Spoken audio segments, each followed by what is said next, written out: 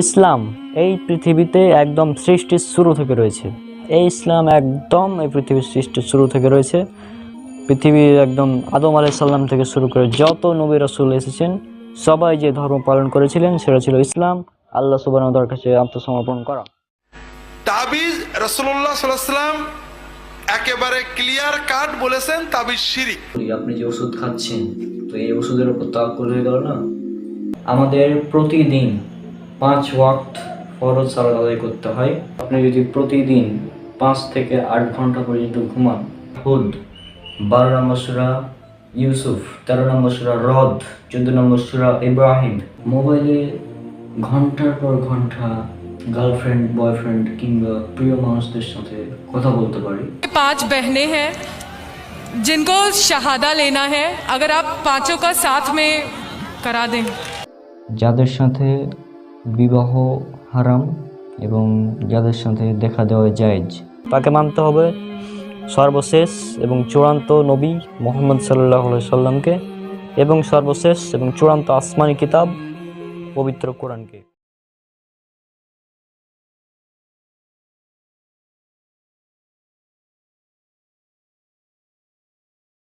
আসসালামু আলাইকুম ওয়া রাহমাতুল্লাহি ওয়া বারাকাতুহু। আশা করি আল্লাহ সুবহানাহু ওয়া তাআলার রহমতে আপনারা সবাই অনেক অনেক ভালো আছেন। আমি মোহাম্মদ মুসাব্বিরুল ইসলাম রনক।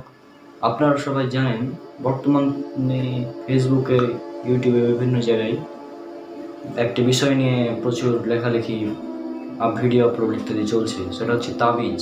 এটা শিরক নাকি শিরক নয়, এ বিষয়ে অনেকে বলছেন এটা শিরক, আবার অনেকে বলছেন এটা শিরক নয়। তো আজকে কোরআন এবং সহিহ হাদিসের দলিল অনুসারে আমরা দেখব যে তাবিজ সম্পর্কে কি বলা আছে। রাসূল সাল্লাল্লাহু আলাইহি ওয়াসাল্লাম স্পষ্টভাবে, একদম স্পষ্টভাবে বলেছেন, যে ব্যক্তি তাবিজ লটকালো সে শিরক করলো। এখন রাসূল সাল্লাল্লাহু আলাইহি ওয়াসাল্লাম যেহেতু বলেই দিয়েছেন যে ব্যক্তি তাবিজ লটকালো সে শিরক করলো, তাহলে এটা নিয়ে মতবাদের প্রশ্নই ওঠে না যে তাবিজ জায়েজ নাকি শিরক। এটা অবশ্যই শিরক, 100% এটা শিরক। মুসনাদে আহমদের একটি হাদিসে উল্লেখ করা আছে এটি, যে ব্যক্তি তাবিজ লটকালো সে শিরক করলো। এছাড়াও মুসনাদে আহমদের 17,458 নম্বর হাদিসে উল্লেখ করা আছে, যে কোনো প্রকার তাবিজ লটকানো হচ্ছে শিরক, হোক সেটা কোরআন দিয়ে, হাদিস দিয়ে বা এমনি, সেটা হচ্ছে তাবিজ লটকানোই হচ্ছে শিরক। সুনান আবু দাউদের 2072 নম্বর হাদিসে উল্লেখ করা আছে, যে ব্যক্তি তাবিজ লটকালো সে অবশ্যই শিরক করলো। এবং সুনান আবু দাউদের 3883 নম্বর হাদিসে রাসূল সাল্লাল্লাহু আলাইহি ওয়াসাল্লাম বলেন, জাদু, তাবিজ এবং অবৈধ প্রেম ঘটানোর মন্ত্র হচ্ছে শিরক। তাহলে সহিহ হাদিস থেকে আমরা স্পষ্ট দেখতে পাচ্ছি তাবিজ হচ্ছে শিরক। এখন কে কি বললো সেটার দিকে আমরা দেখতে যাব না, যেহেতু স্পষ্ট রাসূল সাল্লাল্লাহু আলাইহি ওয়াসাল্লাম বলে দিয়েছেন এটা শিরক, সুতরাং এটা শিরক। যে কোনো প্রকার তাবিজ শিরক, যে কোনো প্রকার। আর যারা কোরআন দিয়ে তাবিজ লেখাকে হালাল মনে করেন তারা আরও বড় ভুলের ওপর আছেন। কেননা আপনি যখন কোরআন গলায় ঝুলিয়ে বাথরুম, টয়লেট ইত্যাদি যাচ্ছেন তখন তো সেটা কোরআনের অপমান হয়ে যাচ্ছে। এটা তো আরও বড় বেয়াদবি কোরআনের সাথে।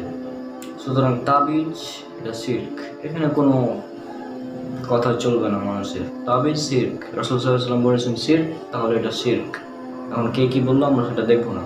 আর তাবিজ এটা একটা হচ্ছে হাস্যকর বিষয়, কেননা আপনাকে যদি কেউ বলে যে আমি দোকান থেকে 1 কেজি আঙ্গুর কিনে নিয়ে আসলাম, যে সে আঙ্গুরটি আপনার গলায় ঝুলিয়ে দিলাম, বলা হলো যে আঙ্গুর গলায় ঝুলালে আপনি এটা থেকে পুষ্টি পেয়ে যাবেন, এটা হাস্যকর এবং এটা অবৈজ্ঞানিক।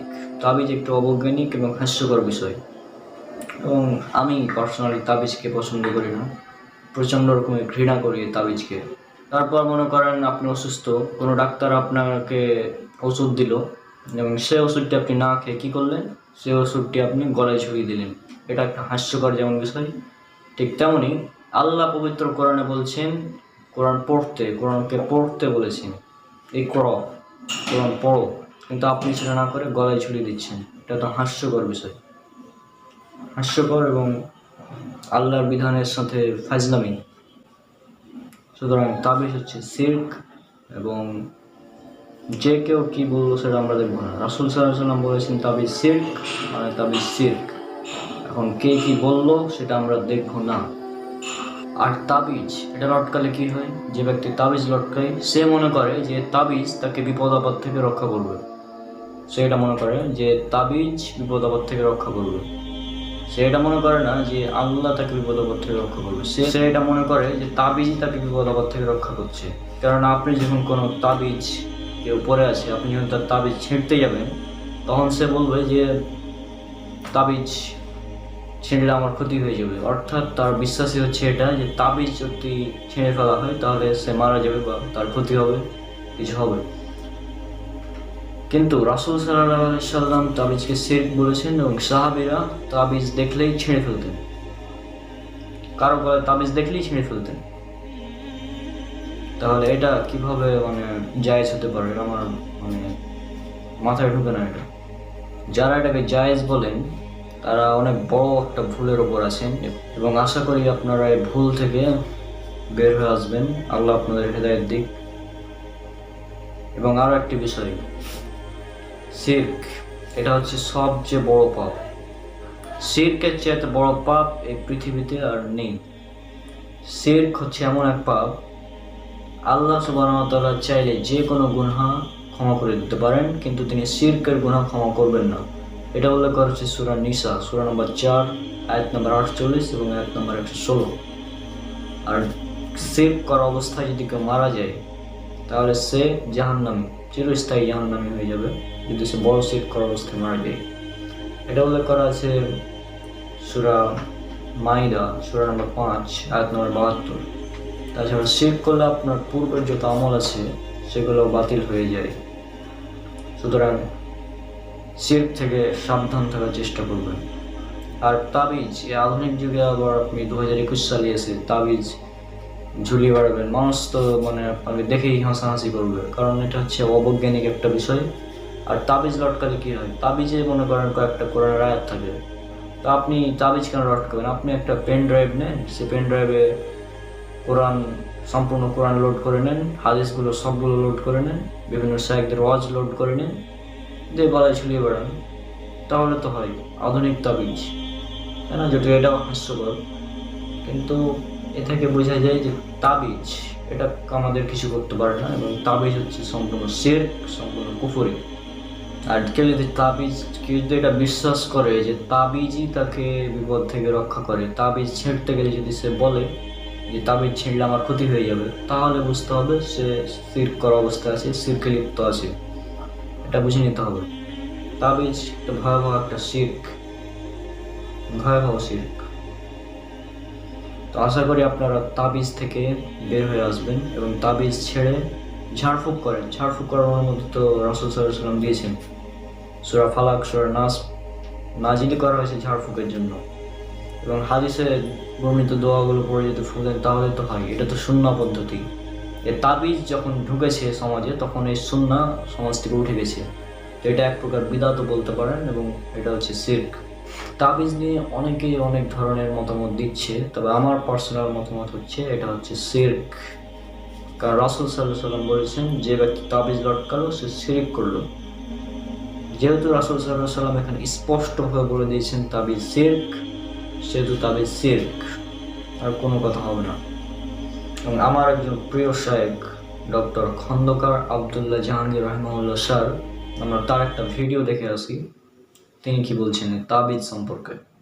আমি তাবিজের ব্যাপারে জানতে চাই। কেউ কেউ বলেন তাবিজ কুফরি, যদি বলা হয় কোরআন দিয়ে হবে, কোরআন পড়ার জন্য, শরীরে ঝোলানোর জন্য নয়।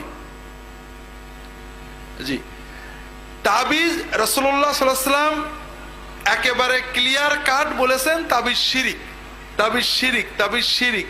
অনেকগুলো হাদিস আছে, কোনো ব্যাখ্যা ট্যাখ্যা করেননি। সাহাবীরা তাবিজ দেখলে ছিঁড়ে ফেলতেন, শুনতেন না যে তাবিজ কোরআন দিয়ে না অন্য কিছু দিয়ে। তবে পরের যুগের কোন কোন আলেম বলেছেন পিওর কোরআন দিয়ে, কোনো দাগ দুগ সংখ্যা নয়, তাবিজ দিলে জায়েজ হবে।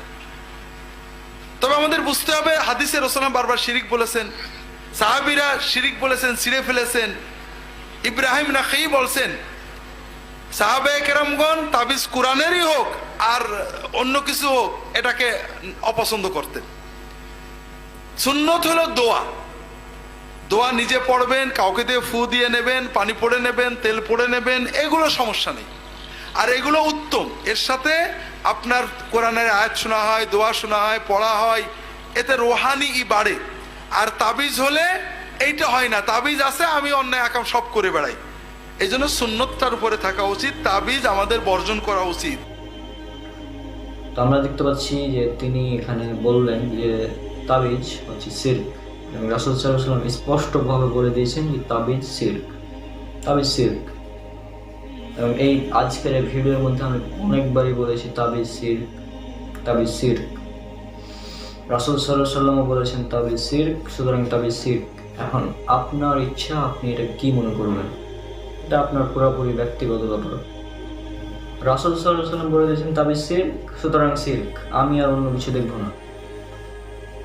কোরআন দিয়েও যদি করেন তবু এটা মানে আরো বড় খারাপ কাজ। এবং আল্লাহ বললেন কোরআন পড়তে, আর আপনি গলায় ঝুলাচ্ছেন, তাহলে কি হলো? এটা হাস্যকর বিষয় হয়ে গেল না? মনে করেন আপনার শিক্ষক আপনাকে বললো যে তুমি এই পড়াটি করে আসবে, মানে আপনাকে পড়তে বললো, তো আপনি কি করলেন? সে পড়াটি না পড়ে আপনি গলায় ঝুলিয়ে দিলেন, দিয়ে চলে গেলেন। তা আপনাকে স্যার কি বলবো তখন? স্যার কি বললো আর আপনি কি করলেন? ঠিক এমনই বিষয়টা হচ্ছে তাবিজের।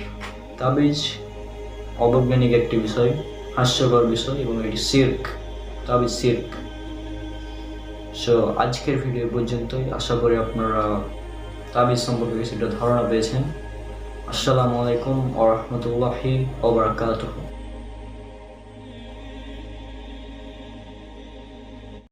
আসসালামু আলাইকুম ওয়া রাহমাতুল্লাহি ওয়া বারাকাতুহু। আমি মোহাম্মদ মুসাব্বিরুল ইসলাম রনক। আশা করি আল্লাহ সুবহানাহু ওয়া তাআলার রহমতে আপনারা সবাই অনেক অনেক ভালো আছেন।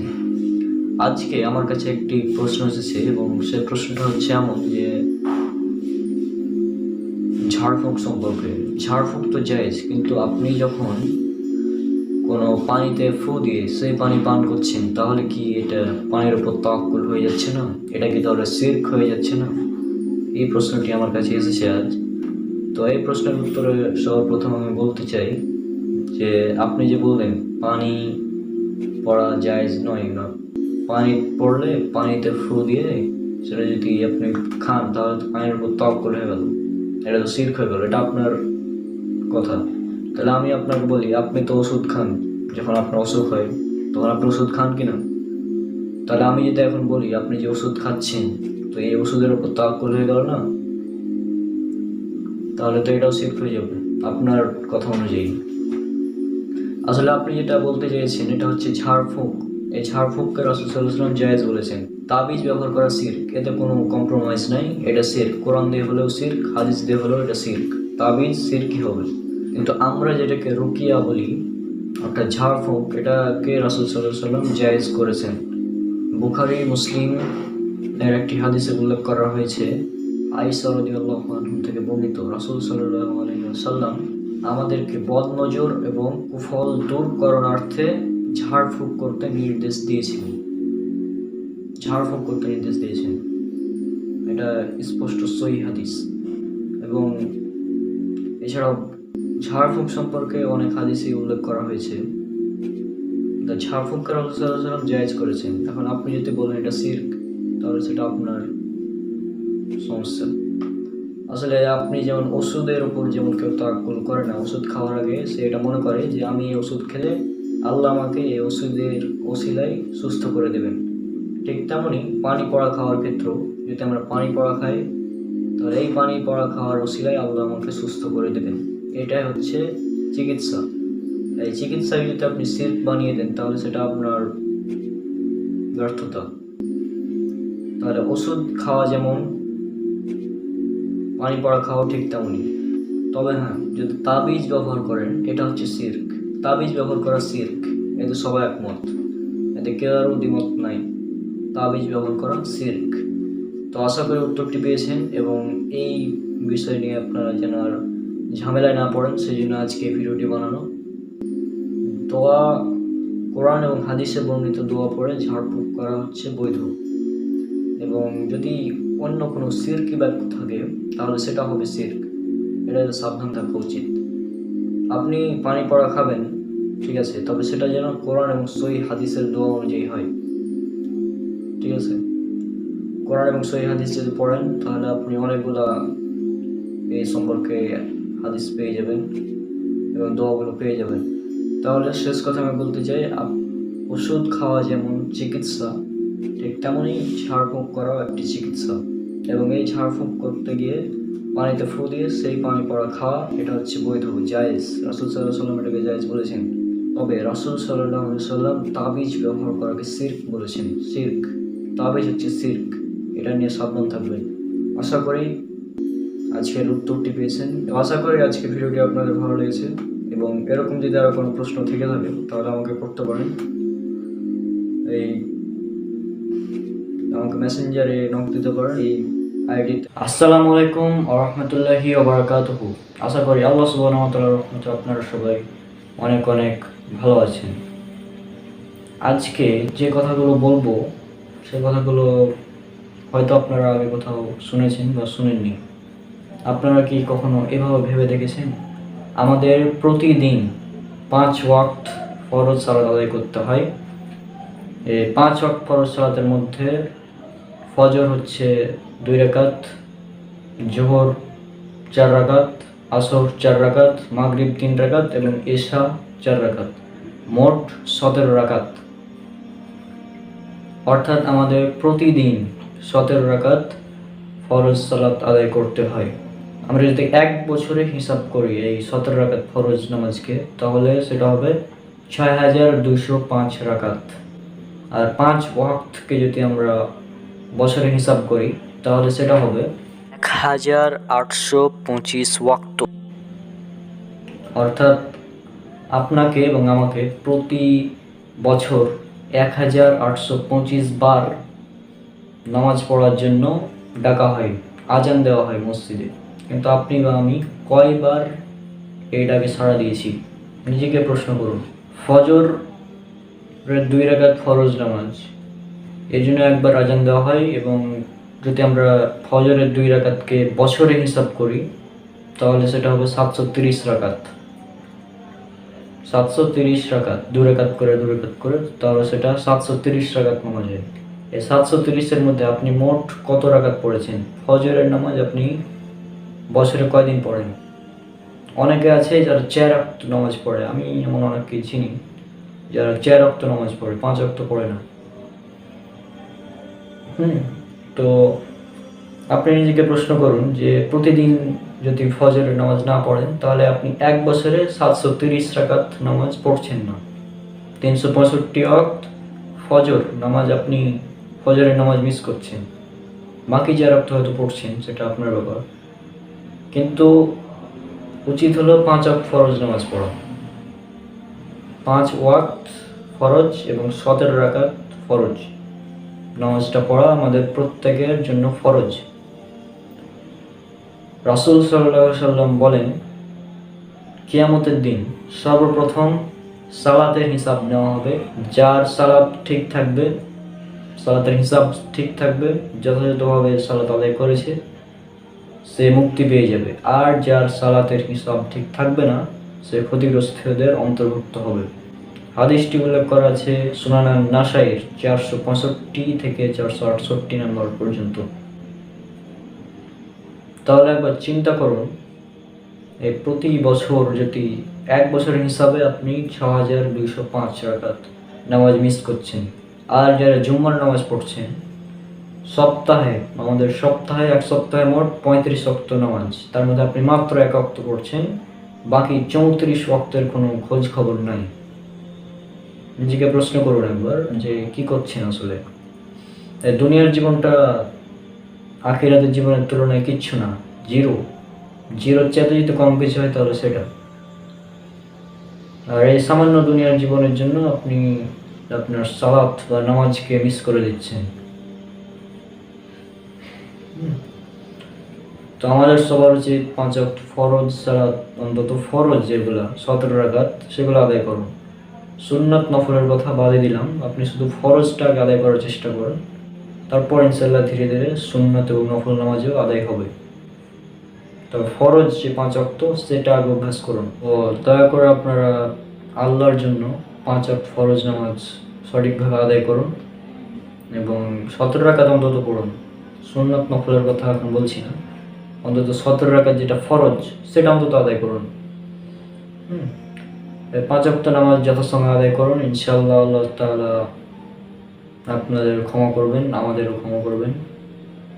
আল্লাহ সুবহানাহু ওয়া তাআলা আমাদের যে নামাজগুলো ভুল বা ছুটে গেছে সেগুলো আল্লাহ যেন আমাদের ক্ষমা করেন, আল্লাহুম্মা আমিন। এবং আমাদের সবাইকে যেন নিয়মিতভাবে 5 ওয়াক্ত ফরজ নামাজ পড়ার তৌফিক দান করেন। আসসালামু আলাইকুম ওয়া রাহমাতুল্লাহি ওয়া বারাকাতুহু।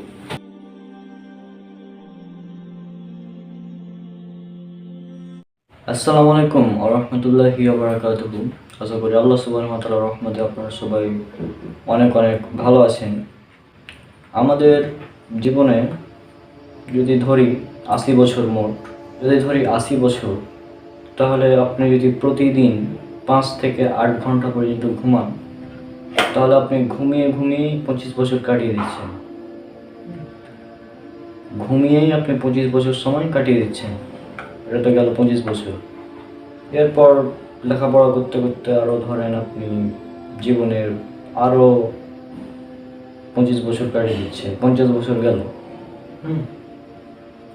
শৈশব, লেখাপড়া, তারপর ঘুম ইত্যাদিতে আপনার মোটামুটি 40 বছর প্লাস কেটে যায় এবং এরপর বাকি থাকে 40 বছর। এই 40 বছরের মধ্যে আবার আপনি কি করছেন?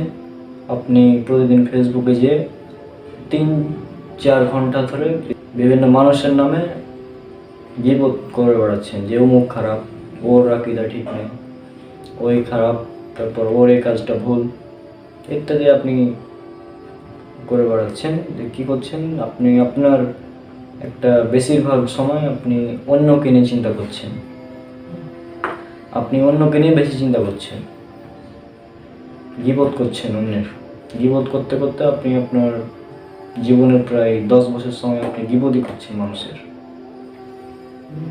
এই 10 বছর যদি কেউ ভালোভাবে লেখাপড়া করে তাহলে সে ভালো একটা জায়গায় প্রতিষ্ঠিত হয়ে যেতে পারে। কিন্তু আপনি কী করছেন? আপনি তার গীবত করে আপনার সময়টা নষ্ট করে দিচ্ছেন, আপনার সময় নষ্ট করছেন। এই 10 বছর গীবত না করে যদি ইবাদত করতেন তাহলে এত বেশি সওয়াব পেতেন, কিন্তু গীবত করে করে আপনি নিজের সওয়াবকে হারাচ্ছেন। একবার চিন্তা করেন কথাগুলো। আল্লাহ সুবহানাহু ওয়া তাআলা পবিত্র কোরআনে বলেছেন, সূরা হুজুরাত সূরা নম্বর 49 আয়াত নম্বর 12, তোমরা কি তোমাদের মৃত ভাইয়ের মাংস খেতে পছন্দ করবে? অর্থাৎ আল্লাহ সুবহানাহু ওয়া তাআলা গীবতকে মৃত ভাইয়ের মাংস খাওয়ার সাথে তুলনা করেছেন। তা আমি আপনাকে বলবো যে আপনি যদি কারো গীবত করে থাকেন তাহলে আপনি আপনার মৃত ভাইয়ের মাংস খাচ্ছেন, নিয়মিত খাচ্ছেন। আর এই গীবত হচ্ছে শতভাগ সত্য কথা, যে কেউ একটা ভুল করছে তো আপনি সেটা তাকে না বলে মানুষের সামনে বলে বেড়াচ্ছেন যে ওর ভুল, এটা ভুল, এটা ঠিক নাই, তারপর এই কাজটা ভুল। আপনি নিজেকে নিয়ে কতটা নিজের সমালোচনা করেন, অন্যের সমালোচনা না করে নিজের সমালোচনা করেন যে আপনার কী কী ভুল আছে, যে আমার কী কী ভুল আছে, আমার কী কী ভুল, আমার আজকে নামাজ পড়তে পেরেছি কিনা, তারপর আজকে কী কী করেছি, এটা চিন্তা করেন। তো এটা চিন্তা না করে আপনি অন্যের চিন্তা করে নিজের সময় নষ্ট করছেন। কবরে কি আপনাকে প্রশ্ন করবে যে অমুক কেন দাঁড়িয়ে রাখেনি, অমুক কেন নামাজ পড়তো না, তারপর অমুকের এটা ভুল ছিল কেন, এগুলো প্রশ্ন করবে নাকি? আপনাকে প্রশ্ন করা বা আপনার বিষয়ে যে আপনি কতটুকু কী করেছেন। সুতরাং অন্যকে নিয়ে চিন্তা করা বাদ দিন, নিজেকে নিয়ে চিন্তা করুন যে আমি কি করছি, সেটা হচ্ছে মেন। আর অন্যকে নিয়ে চিন্তা করলে আপনি আপনার মৃত ভাইয়ের মাংস খাচ্ছেন। গীবত এত ভয়াবহ পাপ যে এই গীবতের কারণে আপনি যদি পুলসিরাত পার হয়ে জান্নাতের দ্বার প্রান্তেও চলে যান তাহলে সেখান থেকে আপনাকে ফিরিয়ে দেওয়া হবে গীবতের কারণে। কারণ আপনি যার ব্যাপারে গীবত করেছেন জান্নাতের দরজার সামনে গিয়ে সেখানে যার ব্যাপারে আপনি গীবত করেছেন তাকে আপনার নেক আমল দিয়ে দিতে হবে। আর যদি নেক আমল শেষ হয়ে যায় তাহলে আপনাকে জান্নাতের দ্বার প্রান্ত থেকে ফেরত পাঠিয়ে জাহান্নামে ফেলা হবে গীবতের কারণে, অন্য কোনো কারণ না। গীবত হচ্ছে ভয়াবহ পাপ। শিরকের পর গীবতকেই সবচেয়ে বড় পাপ বলা হয়। সুতরাং এই বিষয়গুলো মাথায় রাখবেন এবং ইনশাল্লাহ এর পর থেকে আর অন্য কারোর সমালোচনা না করে একটু নিজের সমালোচনা করুন, নিজেকে নিয়ে চিন্তা করুন, অন্যের চিন্তা বাদ দিন। তো আজকের ভিডিও পর্যন্তই, আশা করি ভিডিওটি বুঝতে পেরেছেন। আসসালামু আলাইকুম ওয়া রাহমাতুল্লাহি ওয়া বারাকাতুহু।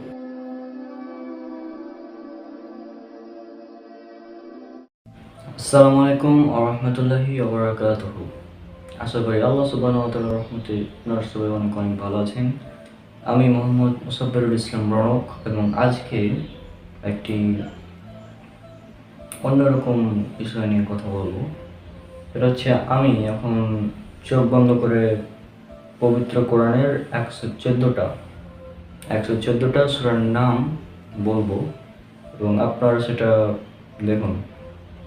তাহলে আমি শুরু করছি এবং আপনারা পাশে স্ক্রিনে সেই নামগুলো মিলিয়ে নিন। এবং আমি এটা কেন বলছি প্রথমে আমি বলে নিই সূরার নামগুলো, তারপরে আলোচনা করছি ইনশাআল্লাহ। তাহলে শুরু করছি আমি। 1 নম্বর সূরা ফাতিহা, 2 নম্বর সূরা বাকারা, 3 নম্বর সূরা আল ইমরান, 4 নম্বর সূরা নিসা, 5 নম্বর সূরা মাইদা, 6 নম্বর সূরা আনাম, 7 নম্বর সূরা আরাফ, 8 নম্বর সূরা আনফাল, 9 নম্বর সূরা তওবা, 10 নম্বর সূরা ইউনুস, 11 নম্বর সূরা হুদ, 12 নম্বর সূরা ইউসুফ, 13 নম্বর সূরা রদ, 14 নম্বর সূরা ইব্রাহিম, 15 নম্বর সূরা হিজর, 16 নম্বর সূরা নাহল, 17 নম্বর সূরা বনি ইসরাইল, 18 নম্বর সূরা কাহাফ, 19 নম্বর সূরা মরিয়ম, 19 নম্বর সূরা মারিয়াম, 20 নম্বর সূরা তহা, 21 নম্বর সূরা আল আম্বিয়া, 22 নম্বর সূরা হাজ, 23 নম্বর সূরা মুমিনুন, 24 নম্বর সূরা নূর, 25 নম্বর সূরা ফুরকান, 26 নম্বর সূরা সুআরা, 27 নম্বর সূরা নামল, 28 নম্বর সূরা কাসাস, 29 নম্বর সূরা আনকাবুত, 30 নম্বর সূরা রোম, 31 নম্বর সূরা লোকমান, 32 নম্বর সূরা সাজদা, 33 নম্বর সূরা আহজাব, 34 নম্বর সূরা সাবা, 35 নম্বর সূরা ফাতির, 36 নম্বর সূরা ইয়াসিন, 37 নম্বর সূরা সাফাত, 38 নম্বর সূরা সাদ, 39 নম্বর সূরা জুমার, 40 নম্বর সূরা মুমিন বা সূরা গাফির, 41 নম্বর সূরা ফুসিলাত বা সূরা হামিম সাজদা, 42 নম্বর সূরা সূরা, 43 নম্বর সূরা যুখরুফ, 44 নম্বর সূরা দোহান, 45 নম্বর সূরা জাসিয়া, 46 নম্বর সূরা আহকাফ, 47 নম্বর সূরা মুহাম্মদ, 48 নম্বর সূরা ফাতহ, 49 নম্বর সূরা হচ্ছে সূরা হুজুরাত এবং 50 নম্বর সূরা কাফ, 51 নম্বর সূরা জারিয়াত, 52 নম্বর সূরা তুর, 53 নম্বর সূরা নাজম, 54 নম্বর সূরা কমর, 55 নম্বর সূরা, 55 নম্বর সূরা হচ্ছে সূরা রহমান, 56 নম্বর সূরা ওয়াকিয়া, 57 নম্বর সূরা হাদিদ, 58 নম্বর সূরা মুজাদালা, 59 নম্বর সূরা হাসর, 60 নম্বর সূরা মুমতাহিনা, 61 নম্বর সূরা সফ, 62 নম্বর সূরা জুমুয়া, 63 নম্বর সূরা মুনাফিকুন, 64 নম্বর সূরা তাগাবুন, 65 নম্বর সূরা তালাক, 66 নম্বর সূরা তাহরিম, 67 নম্বর সূরা মুলক, 68 নম্বর সূরা কলম, 69 নম্বর সূরা হাক্কা, 70 নম্বর সূরা মাআরিজ, 71 নম্বর সূরা নূহ, 72 নম্বর সূরা জিন, 73 নম্বর সূরা মুজাম্মিল, 74 নম্বর সূরা মুদাসসির, 75 নম্বর সূরা কিয়ামা, 76 নম্বর সূরা দাহর বা সূরা আল ইনসান, 77 নম্বর সূরা মুরসালাত, 78 নম্বর সূরা নাবা, 79 নম্বর সূরা নাজিয়াত, 80 নম্বর সূরা আবাসা, 81 নম্বর সূরা তাকফির, 82 নম্বর সূরা ইনফিতার, 83 নম্বর সূরা মুতাফফিফিন, 84 নম্বর সূরা ইনসিকক, 85 নম্বর সূরা বুরুজ, 86 নম্বর সূরা তারিক, 87 নম্বর সূরা আলা, 88 নম্বর সূরা গাশিয়া, 89 নম্বর সূরা ফাজর, 89 নম্বর সূরা ফাজর, 90 নম্বর সূরা বালাদ, 91 নম্বর সূরা শামস, 92 নম্বর সূরা লাইল, 93 নম্বর সূরা দোহা, 94 নম্বর সূরা আল ইনশিরা আলাম নাসরা যেটা, এবং 95 নম্বর সূরা হচ্ছে 3, 96 নম্বর সূরা হচ্ছে আলাক, 97 নম্বর সূরা কদর, 98 নম্বর সূরা বাইনিনা, 99 নম্বর সূরা জিলজাল, 100 নম্বর সূরা আদিয়াত, 101 নম্বর সূরা করিয়া, 102 নম্বর সূরা হচ্ছে তাকাসুর, 103 নম্বর সূরা হচ্ছে আসর, 104 নম্বর সূরা হচ্ছে হুমাজা, 105 নম্বর সূরা ফিল, 106 নম্বর সূরা কুরাইশ, 107 নম্বর সূরা মাউন, 108 নম্বর সূরা কাউসার, 109 নম্বর সূরা কাফিরুন, 110 নম্বর সূরা নাসর, 111 নম্বর সূরা লাহাব, 112 নম্বর সূরা ইখলাস, 113 নম্বর সূরা ফালাক, আর 114 নম্বর সূরা হচ্ছে সূরা নাস। তো আপনারা দেখলেন আমি সবগুলো সূরার নাম বললাম, এবং এটা কেন বললাম, কারণ আমরা যারা ইসলামের দাওয়াতি কাজ করছি তাদের জন্য এটা খুবই ইম্পর্টেন্ট। কারণ আপনি যখন কারোর সাথে কথা বলবেন তখন সাথে সাথে যদি রেফারেন্স দেন তাহলে সে কথাটা তার বিশ্বাস করতে সুবিধা হবে। এবং বর্তমান এমন একটা যুগ যে রেফারেন্স ছাড়া মানুষ কোনো কিছু বিশ্বাস করতে চায় না। তো সুতরাং আপনারা এটা ট্রাই করবেন, বেশি কঠিন বিষয় না, মাত্র 1 ঘন্টাতে হয়ে যাবে। এবং আমি এটা প্রায় আজ থেকে 1 বছর আগে মুখস্থ করেছিলাম, তখন থেকে আলহামদুলিল্লাহ এখনও মনে আছে। এটা আল্লাহর রহমত। আপনি যদি 2-3 বার প্র্যাকটিস করেন মুখস্থ করার পর, তাহলে ইনশাল্লাহ আপনি বলতে পারবেন সবগুলো সূরার নাম।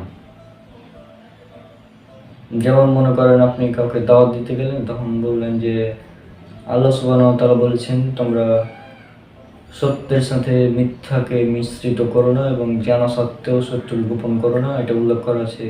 আপনি যদি এভাবে বলেন তাহলে সে হয়তো বিশ্বাস করবে, কিন্তু তখন হয়তো আপনার জিজ্ঞেস করতে পারে এটা কোথায় আছে।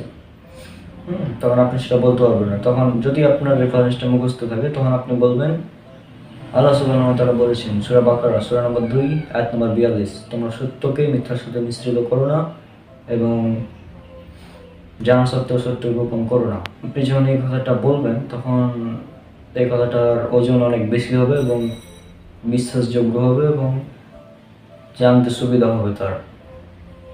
সে যদি পরবর্তীতে চেক করতে চায় তাহলে সে চেক করতে পারবে। যেমন ডক্টর জাকির নায়েক স্যারের ভিডিওগুলো যখন আমরা দেখি তখন তিনি কিন্তু কথার সাথে সাথে রেফারেন্স দেন এবং আমাদের কাছে কথাগুলো শুনতে ভালো লাগে, রেফারেন্সের জন্য আরও বেশি ভালো লাগে। তো আশা করি আজকের ভিডিওটি আপনাদের ভালো লেগেছে। আর ইনশাল্লাহ আপনারা পবিত্র কোরআনের সবগুলো সূরার নাম মুখস্থ করার চেষ্টা করবেন। আর আমরা এমনই জাতি যে আমাদের অনেক মুসলিম ভাই তারা হয়তো বলতে পারে পবিত্র কোরআনে 114টা সূরা আছে, কিন্তু কি কি সূরা সে আর বলতে পারবে না। আপনি যদি কাউকে জিজ্ঞেস করেন যে কোরআনে সূরা কয়টা আছে, তাহলে সে বলবে 114টা। যখন বলবেন কি কি, তখন সে আর বলতে পারবে না। তো এটা আসলে দুর্ভাগ্য আমাদের জন্য। তো আশা করি আপনারা চেষ্টা করবেন মুখস্থ করার, খুবই সহজ, এটা কোনো কঠিন বিষয় না। আর চোখ বন্ধ করে বলার কারণ হচ্ছে কারণ অনেকে সন্দেহ করতে পারেন আমি তো দেখে দেখে বলছি, এটা এই জন্য। তো আশা করি আজকে ভিডিওটি ভালো লেগেছে। পরবর্তীতে ইনশাল্লাহ অন্য কোনো বিষয় নিয়ে আলোচনা করা হবে। আল্লাহ সবাইকে শান্তি রাখুন। আসসালামু আলাইকুম ওয়া রাহমাতুল্লাহি ওয়া বারাকাতুহু।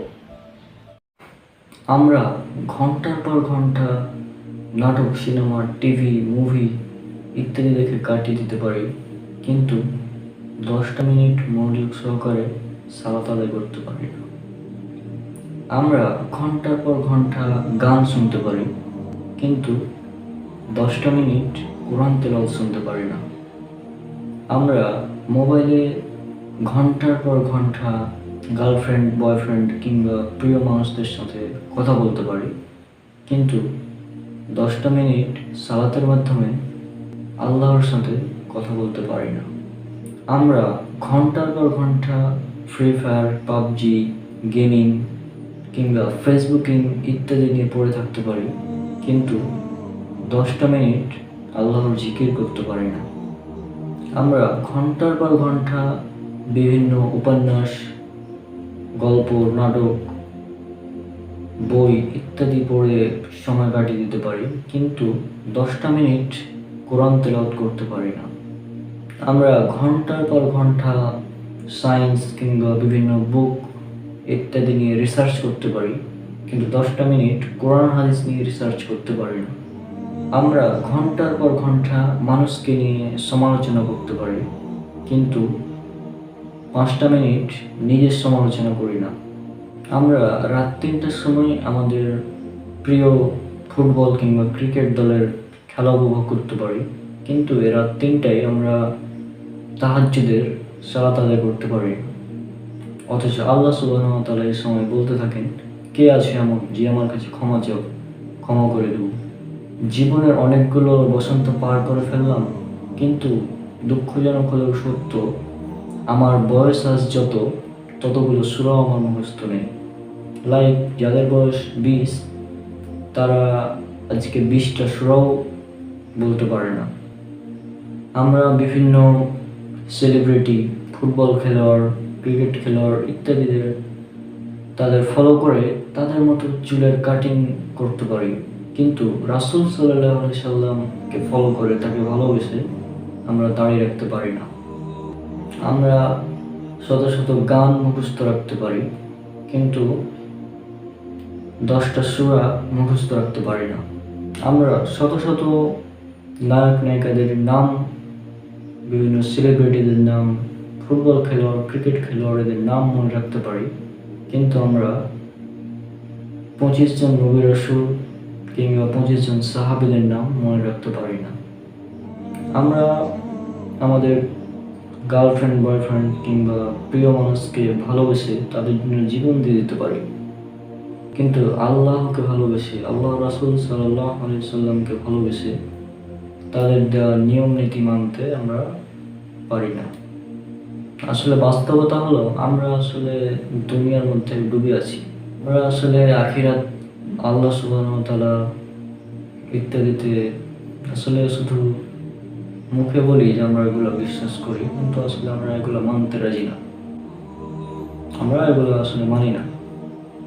আমরা সবসময় দুনিয়া নিয়ে ব্যস্ত, অথচ সকল ভালোবাসা, সকল কাজকর্ম হওয়া উচিত ছিল আল্লাহ সুবহানাহু ওয়া তাআলার জন্য। যেমনটা তিনি পবিত্র কোরআনে বলেছেন, নিশ্চয় আমার সালাত, আমার কুরবানি, আমার জীবন এবং আমার মৃত্যু আল্লাহর জন্যই, যিনি সকল সৃষ্টির রব। সূরা আনাম, সূরা নম্বর 6, আয়াত নম্বর 162।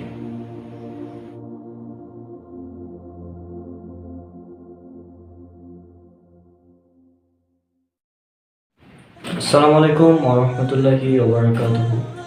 আশা করি আল্লাহ সুবহানাহু ওয়া তাআলার রহমতে আপনারা সবাই অনেক অনেক ভালো আছেন। আমার প্রিয় ব্যক্তিত্বদের মধ্যে একজন হচ্ছেন ডক্টর জাকির নায়েক স্যার, এবং আমার কাছে স্পেশালি একটা ভিডিও ওনার অনেক ভালো লাগে।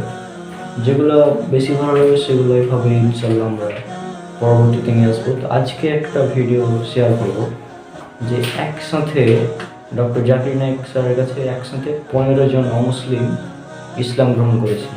তো চলুন আজকে আমরা ভিডিওটি একসাথে দেখি। यहाँ पे 5 बहनें हैं जिनको शहादा लेना है, अगर आप पांचों का साथ में करा दें।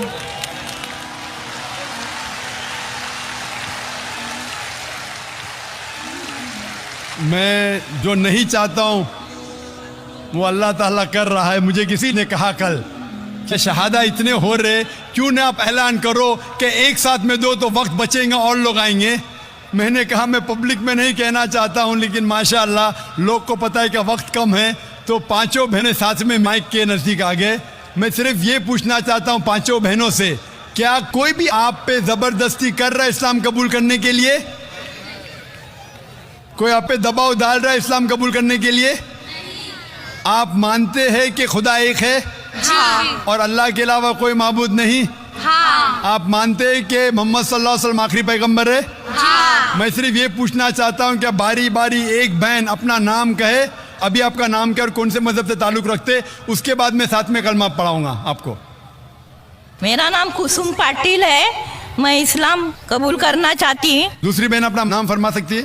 मेरा नाम है निर्मला शैलेंद्र गायकवाड़, मगर मेरे शोहर भी उधर आए कलमा पढ़ने के लिए। अरे तो शोहर भी आ सकते हैं। जो भी भाई, अभी वक्त कम है, जो भी भाई और बहन इस्लाम कबूल करना चाहते वो माइक नंबर 1, 2 और 3 पे साथ में आ सकते हैं। 3, 4, 5 वक्त कम है, टाइम लिमिट है हमारे पास। जो भी इस्लाम कबूल करना चाहते हैं माइक्रोफोन के नज़दीक आ सकते हैं, माइक नंबर 1, 2 और 3। आप अपना नाम बोलिए। तीसरी बहन नाम बोलिए सिर्फ अपना। My name is Shweta. Okay, चौथी बहन। I'm a Catholic and I can't disclose my name. I'm no sorry. Problem, नाम डिस्कस करने की जरूरत नहीं। पांचवी बहन। This is Samta I want to accept Islam. माशाल्लाह। भाई लोग उस माइक नंबर 2 पे कितने भाई हैं जो इस्लाम कबूल करना चाहते? कितने? एक।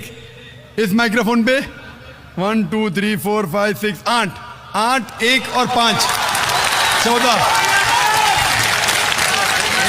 आप सब लोग से पूछना चाहता हूँ, आप पे कोई भी जोर जबरदस्ती कर रहा है इस्लाम कबूल करने के लिए? नहीं। कोई भी आप पे दबाव डाल रहा है? नहीं। आप अपनी मर्जी से इस्लाम कबूल करना चाहते हैं? जी हाँ। आप मानते हैं कि खुदा एक है? जी हाँ। और अल्लाह के अलावा कोई माबूद नहीं? जी हाँ। आप मानते हैं कि मोहम्मद सल्लल्लाहु अलैहि वसल्लम आखिरी पैगंबर है? जी। आप सिर्फ अपना नाम कीजिए भाई साहब। आपका नाम अगर कहना चाहते, नहीं कहना चाहते तो नहीं भी कह सकते। नाम? नितेश। हितेश। एक के बाद एक अपना नाम बोल सकते। हीरा। 2 हो गए माशाल्लाह। 2 लोग हैं उधर? हाँ, दोस्त। माशाल्लाह 2 हो गए, तो 10 और 5, 15। भाई साहब? शैलेंद्र गायकवाड़। शैलेंद्र गायकवाड़। दूसरा? उमेश। माशाल्लाह। तीसरा? Sandeep Jat from MP. चौथा? गणेश नारायण दास। पांचवा? जी मेरा शंकर राम। छठा? शंकर मोटे। सातवां? मोहन मेघवाल। आठवां? मेरा नाम फूलचंद है। माशाल्लाह। 8 भाई इधर, 2 भाई उधर, 5 बहन इधर, 15। सब लोग को साथ में मैं कलमा पढ़ाऊंगा इंशाअल्लाह। अल्लाह ने आपको हिदायत दी है, आप इसको दोहराइए। अरबी में बाद में तर्जुमा करूंगा। अशहदु अल्लाह इलाहा इल्लल्लाह व अशहदु अन्ना मुहम्मदन अब्दुहु व रसूलुहु। मैं गवाही देती हूँ और देता हूँ कि अल्लाह के अलावा कोई माबूद नहीं और मोहम्मद सल्लल्लाहु अलैहि वसल्लम उसके बंदे और पैगंबर है। माशाल्लाह। अल्लाह सुब्हानहू व तआला आप सबकी जिद्दोजहद को कबूल फरमाए। मैं अल्लाह सुब्हानहू व तआला से दरख्वास्त करता हूँ, दुआ करता हूँ कि अल्लाह सुब्हानहू व तआला आप सबको इस दुनिया और आखिरत में इसका अजर दे, और दुआ करता हूँ कि आप सबको जन्नत फिरदौस दे, और इस दुनिया में जो भी आपकी मुश्किलात है उसे दूर करे। और मैं दरख्वास्त करता हूँ हमारे मुसलमान भाइयों और बहनों से कि जब भी नौ मुस्लिम इस्लाम में आता है, हमारा फ़र्ज़ है कि उनकी मदद करे, उनको कोई तकलीफ़ है वो दूर करे। वो अगर जानना चाहते इस्लाम के बारे में कुछ इल्म, तो आप उन्हें दीजिए, इंशाअल्लाह आपको सवाब मिलेगा। और ये हो सकता है कि ये हमारा ज़रिया भी बने जन्नत के लिए। मैं आप सबको कहता हूँ जो लोग ने इस्लाम कबूल किया, मैं आपसे कहता हूँ कि आप मेरे लिए भी दुआ कीजिए और इस इदारे के लिए भी दुआ कीजिए, ताकि अल्लाह सुब्हानहू व तआला हमारे इस काम को भी कबूल फरमाए। शुक्रिया। वक्त की कमी होने की वजह से और 3 सवाल दे सकते हैं। তো তাহলে দেখলেন ডক্টর জাকির নায়েক স্যারের কাছে একসাথে কিভাবে 15 জন ইসলাম গ্রহণ করলো, এবং এই ভিডিওটা আমার কাছে স্পেশালি অনেক ভালো লাগে, সেজন্য ভাবলাম আপনাদের সাথেও শেয়ার করি। এবং এরকমই আরও অনেক ভিডিও, যেমন প্রিয় শায়েখদের ভিডিওগুলো নিয়ে এভাবেই আমরা একসাথে দেখব, এবং ইনশাআল্লাহ আমাদের এই চ্যানেলে এই ধরনের ভিডিও আরও আপলোড করতে থাকবো। তো আজকে ভিডিও পর্যন্তই, দেখা হচ্ছে পরের কোনো ভিডিওতে ইনশাআল্লাহ। ততক্ষণ পর্যন্ত আল্লাহ সবাইকে শান্তিতে রাখুন। আসসালামু আলাইকুম ওয়া রাহমাতুল্লাহি ওয়া বারাকাতুহু। আসসালামু আলাইকুম ওয়া রাহমাতুল্লাহি ওয়া বারাকাতুহু। আমি মোহাম্মদ মুসাব্বিরুল ইসলাম রনক। আশা করি আল্লাহ সুবহানাহু ওয়া তাআলার রহমতে আপনারা সবাই অনেক অনেক ভালো আছেন। আজকে আলোচনা করব মাহরাম এবং নন মাহরাম এ সম্পর্কে। এই জিনিসটা আসলে কি, আমাদের সমাজে অনেকেই বিষয়টা জানেই না। তো এই জিনিসটা হচ্ছে যে মাহরাম এর অর্থ হচ্ছে যাদের সাথে বিবাহ হারাম এবং যাদের সাথে দেখা দেওয়া জায়েজ, অর্থাৎ আরেকটা বলা যায় যাদের সামনে পর্দা করার প্রয়োজন নাই, তারা হচ্ছে মাহরাম। আর এর বাইরে যারা আছে তারা সবাই নন মাহরাম, এবং নন মাহরামের সামনে পর্দা করা হচ্ছে ফরজ। তো এখানে আপনারা স্ক্রিনে একটা লিস্ট দেখতে পাচ্ছেন যেখানে 14 জন মাহরামের তালিকা উল্লেখ করা আছে। আপনারা ভালো মতো দেখুন, আমি বলে দিচ্ছি বিষয়টা। মেয়েদের ক্ষেত্রে যারা মাহরাম তারা হচ্ছে প্রথম হচ্ছে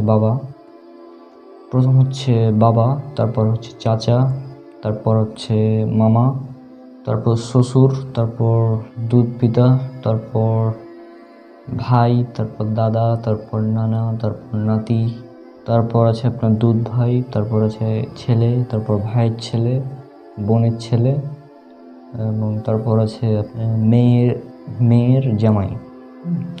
এদের সামনে হিজাব মেনটেন করার প্রয়োজন নাই, অর্থাৎ শরীয়তে যেটাকে আমরা পর্দা বলি, পর্দা করা ফরজ না। তবে এবং এদের সাথে বিবাহ হারাম মেয়েদের ক্ষেত্রে। আর এগুলো উল্লেখ করা আছে আপনার পবিত্র কোরআনে সূরা নিসা, সূরা নম্বর 4 আয়াত নম্বর 23-এ। সেখানে মাহরাম তালিকা উল্লেখ করা আছে, বিশাল বড় একটা আয়াত। আর সেখানে আবার ছেলেদের মাহরামের কথা বলা হচ্ছে। ছেলেদের ক্ষেত্রে প্রথম আছে মা, তারপর খালা, তারপর ফুফু, তারপর আছে শাশুড়ি, 5 নম্বরে আছে দুধ মা, এবং 6 নম্বরে আছে বোন। আর হ্যাঁ, এখানে ভাই এবং বোন এটা বলতে বোঝানো হচ্ছে নিজের ভাই এবং নিজের বোন, চাচাতো ভাই চাচাতো বোন নয়, নিজের ভাই নিজের বোন। এরপর হচ্ছে দাদি, নানি, নাতনি, তারপর যে ভাগ্নি আছে অর্থাৎ বোনের মেয়ে, ভাইয়ের মেয়ে আছে দুধ বোন, তারপর মেয়ে, তারপর হচ্ছে ছেলের বউ। এগুলো হচ্ছে ছেলেদের মাহরাম। এর বাইরে এদের সাথে দেখা দেওয়া জায়েজ, এছাড়া পৃথিবীর যে কোনো মেয়ে তাদের দিকে তাকানো হারাম। তবে যাকে আপনি বিয়ে করবেন, বিয়ের পর তার সাথে দেখা দেওয়া জায়েজ, কথা সব কিছু করা জায়েজ, ঠিক আছে।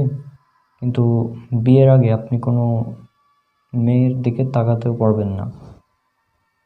বিয়ের সময় দেখা যাবে, বিয়ে করার আগে। এছাড়া যারা আছে তাতে এই লিস্টে আপনারা যাদেরকে দেখলেন এর বাইরে সবাই নন মাহরাম। তো আশা করি বিষয়টা আপনারা বুঝেছেন। সিম্পল কথা হচ্ছে যে এদের সাথে দেখা দেওয়া জায়েজ এবং বিবাহ হারাম। এর বাইরে পৃথিবীর সব মেয়ের সাথে বিয়ে করা জায়েজ এবং তাদের সাথে দেখা দেওয়া না জায়েজ। আশা করি বিষয়টা আপনারা বুঝতে পেরেছেন। দেখা হচ্ছে পরের কোনো ভিডিওতে ইনশাআল্লাহ। আল্লাহ সবাইকে শান্তিতে রাখুন। আসসালামু আলাইকুম ওয়া রাহমাতুল্লাহি ওয়া বারাকাতুহু।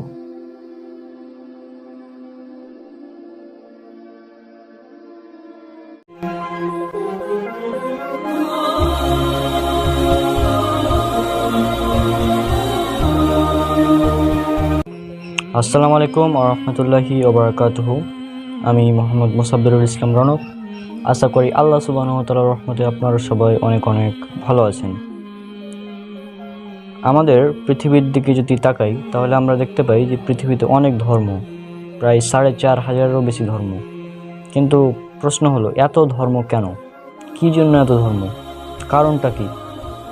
ইনশাল্লাহ আজকের ভিডিওতে আমরা এই বিষয়টা ভালো মতো দেখব। তো চলুন শুরু করা যাক। একজন শিশু যখন স্কুলে ভর্তি হয় তখন কি সে সরাসরি এসএসসি পরীক্ষা দেয়? উত্তর হলো না। সে কিন্তু প্রথমে 1, 2, 3, 4, 5, 6 এভাবে যায়। এরপর যখন সে ধীরে ধীরে উন্নত হয় তারপরে সে ক্লাস 9, 10-এ পড়ে এবং তারপরে সে এসএসসি পরীক্ষা দেয়। তাহলে বিষয়টা কী হলো? সে ক্লাস 9 এবং 10 এর পরীক্ষা দিয়ে তারপরে এসএসসি পরীক্ষা দেয়। এখন এই বিষয়টা কেন? কারণ হচ্ছে একজন শিশু যখন ক্লাস 1-এ পড়ে তখন তার মেধা শক্তিটা থাকে কিছুটা কম। সেই মেধা অনুযায়ী তাকে দেওয়া হয় তার পাঠ্য বই, এবং ক্লাস 2-এ আর একটু আপডেট, ক্লাস 3-তে আর একটু আপডেট, ক্লাস 4-এ আর একটু আপডেট, এভাবে ক্লাস 9, 10 এবং তারপরে কলেজ, ইউনিভার্সিটি ইত্যাদি। এখন এই পুরো বিষয়টা যদি মানব জাতির ক্ষেত্রে আমরা দেখি, আজ থেকে প্রায় 10 লক্ষ বছর আগে, তখন মানুষ কি 10,000 বছর আগে, 20,000 বছর আগে, তখন মানুষের মেধা শক্তি এবং জ্ঞান ছিল অনেক কম আজকের তুলনায়। তখন আজকের মতো এত ভালো ভালো প্রযুক্তি ছিল না। কিন্তু বর্তমানে যেহেতু প্রযুক্তি উন্নত হয়েছে এবং অনেক কিছুই আরও অ্যাড হয়েছে আমাদের আগের তুলনায়, সেই জন্য প্রয়োজন ছিল কি, সে সময় প্রয়োজন ছিল ইনস্ট্রাকশন ম্যানুয়াল প্রয়োজন ছিল, যেগুলো ছিল কম, এবং সেটা ছিল সে সময়ের জন্য। সেজন্য আল্লাহ সুবহানাহু ওয়া তাআলা যুগে যুগে অনেক নবী রাসূল পাঠিয়েছেন এবং তাদের মাধ্যমে আমাদের গাইডলাইন দিয়েছেন মানুষ জাতিকে। যেমন ধরেন, আল্লাহ সুবহানাহু ওয়া তাআলা মুসা আলাইহিস সালামকে যে কিতাবটা দিয়েছিলেন সেটা ছিল তাওরাত কিতাব, এবং সেই তাওরাত কিতাব ছিল মুসা আলাইহিস সালামের সময়ের জন্য প্রযোজ্য। এবং এরপর যখন মুসা আলাইহিস সালামের যুগ শেষ হয়, তারপর মানুষ কী করে, মানুষ সেই তাওরাতের মধ্যে কিছু পরিবর্তন তৈরি করে, অনেক কিছু পরিবর্তন করে ফেলে, যার ফলে আল্লাহ সুবহানাহু ওয়া তাআলা ঈসা আলাইহিস সালামকে পাঠান, তার সাথে পাঠান ইনজিল, আসমানি কিতাব দিয়ে। তখন কিছু মানুষ এই আপডেট ইনজিলকে গ্রহণ করলো এবং কিছু মানুষ সেই আগের বিকৃত তাওরাত ধরে রাখলো, যার ফলে তৈরি হয়ে গেল দুটো আলাদা আলাদা ধর্ম। এবং ঠিক এই বিষয়টা ঘটেছে মুহাম্মদ সাল্লাল্লাহু আলাইহি সাল্লামের ক্ষেত্রে। আল্লাহ সুবহানাহু ওয়া তাআলা যখন রাসূলুল্লাহ সাল্লাল্লাহু আলাইহি সাল্লামকে পাঠালেন দিয়ে কোরআন মাজিদ দিয়ে, তারপর কি হলো, তারপর কিছু মানুষ কোরআনকে গ্রহণ করলো এবং কিছু মানুষ সেই বিকৃত তাওরাত আর ইনজিল দিয়ে থাকলো, যার ফলে তৈরি হয়ে গেল আলাদা আলাদা ধর্ম। এবং এই বিষয়টাই ঘটেছে প্রতিটি নবীর ক্ষেত্রে, যার ফলে তৈরি হয়ে গেছে এতগুলো ধর্ম। এবং কিছু কিছু ধর্ম আছে যেগুলো হয়তো অন্যভাবে তৈরি হয়েছে, সেগুলো হয়তো পরে একদিন আলোচনা করা যাবে ইনশাল্লাহ। কিন্তু এই যে মেইন যেগুলো ধর্ম, এগুলো কিন্তু এভাবেই তৈরি হয়েছে, অর্থাৎ কিছু মানুষ আপডেট গ্রহণ করেছে এবং কিছু মানুষ বিকৃত আগের কিতাবগুলোকে ধরে রেখেছে।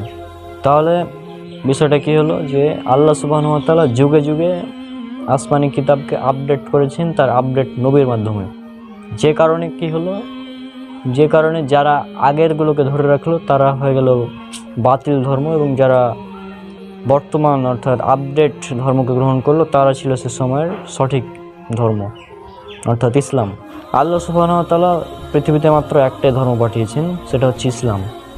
এবং এই বিষয়টা ইনশাআল্লাহ আগামী ভিডিওতে আলোচনা করা হবে, আর পরের ভিডিওতে, যে ইসলাম কি 1400 বছর আগে এসেছে কি না, এই বিষয়টা আমি এর পরের একটা ভিডিওতে আলোচনা করব ইনশাআল্লাহ। তো আজকের বিষয়টা কি হলো আশা করি বুঝতে পেরেছেন। এবং বর্তমানে এই পৃথিবীতে যেই বাস করুক, হোক সে America, England, Japan, America, Australia, Sri Lanka অথবা বাংলাদেশ, ইন্ডিয়া, পাকিস্তান, যেখানেই থাকুক না কেন, তাকে মানতে হবে সর্বশেষ এবং চূড়ান্ত নবী মুহাম্মদ সাল্লাল্লাহু আলাইহি সাল্লামকে, এবং সর্বশেষ এবং চূড়ান্ত আসমানি কিতাব পবিত্র কোরআনকে। তাহলেই সে পরকালে নাজাত পাবে, জান্নাত পাবে। আর যদি সে এটা না মানে, তাহলে সে পরকালে ক্ষতিগ্রস্তদের অন্তর্ভুক্ত হবে। তো আজকের ভিডিও পর্যন্তই, দেখা হচ্ছে পরের কোনো ভিডিওতে ইনশাআল্লাহ। আশা করি আপনারা এই ভিডিওটি বুঝতে পেরেছেন। যদি না বুঝতে পারেন তাহলে ভিডিওতে কমেন্ট করবেন, এবং আরও ইনশাল্লাহ এই বিষয়ে আরও একটি বিস্তারিত ভিডিও আপলোড করব আগামীতে। ততক্ষণ পর্যন্ত আল্লাহ সুবহানাহু ওয়া তাআলা সবাইকে শান্তিতে রাখুন। আসসালামু আলাইকুম ওয়া রাহমাতুল্লাহি ওয়া বারাকাতুহু।